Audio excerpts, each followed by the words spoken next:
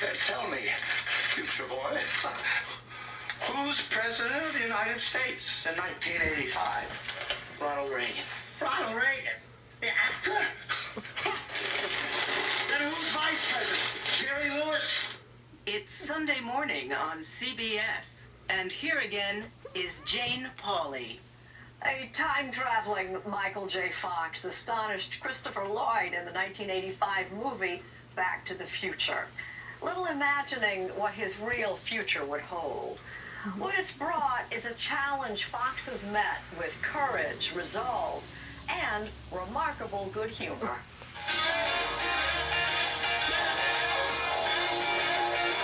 Throughout the 80s, Michael J. Fox was the personification of youthful physicality. Well, like your head bobble. You can't see it, but I have my hand on the edge of the couch. I'm always touching things. A decade later, starring in the hit TV series Spin City, Hands in pockets. his main acting challenge was to act like someone who didn't have Parkinson's. I grab my foot here. But in the scene, you're supposed to be nervous, so it kind of works. Well, my first choice would be to grab my foot as an acting choice, but it worked in the scene. But the 100th episode, he presumed, was the last act of his acting career. The season finale was called Goodbye.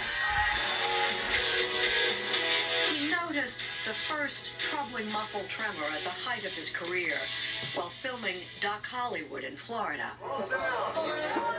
And I came down to do an interview with you, and it's not like we were great personal friends or anything, but I felt at that time something wrong.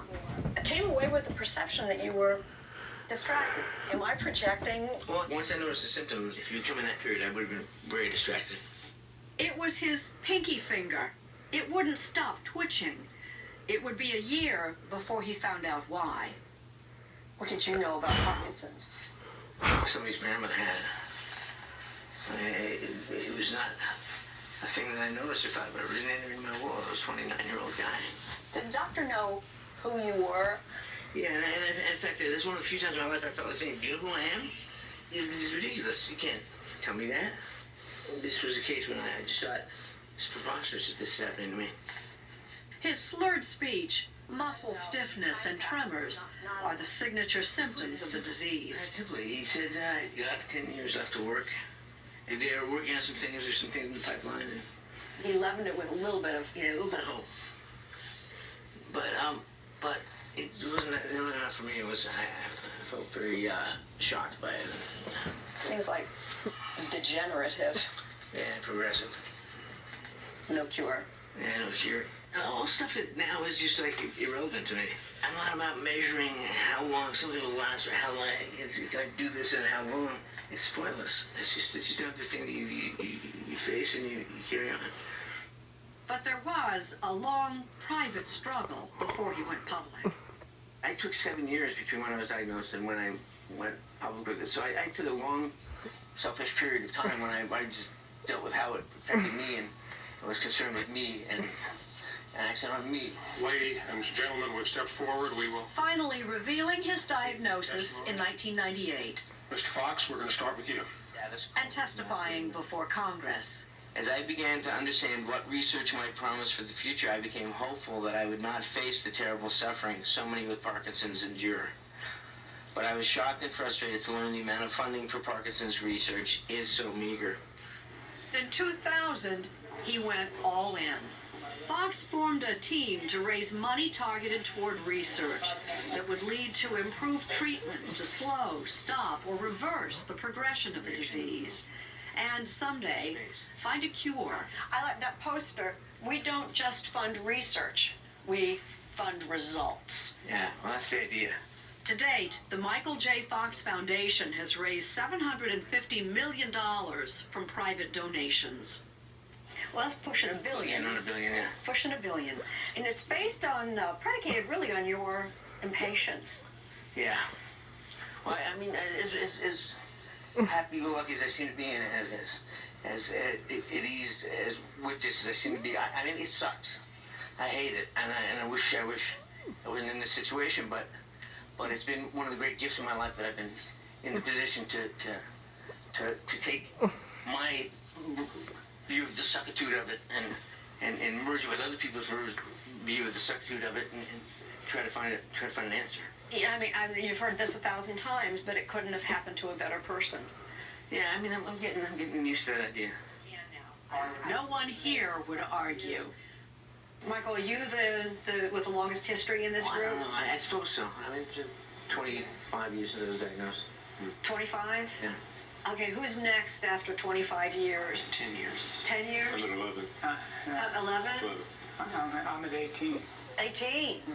Well, you must have been very young. Yeah, I was. I was 29 when my symptoms started coming out and 31 when I got the diagnosis.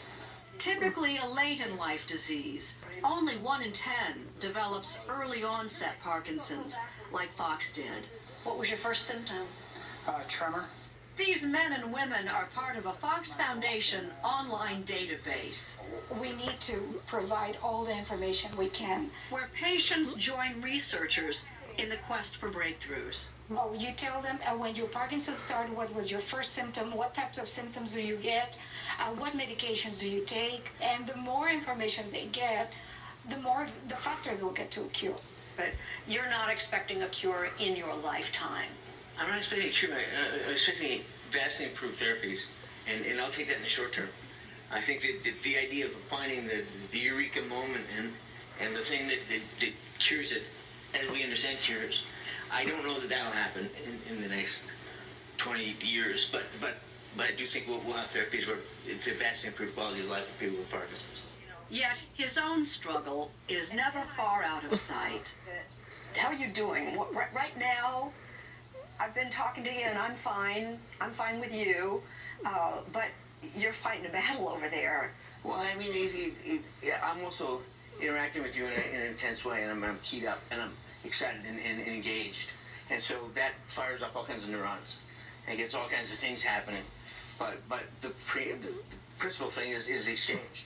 So I'm much less concerned with being still and not being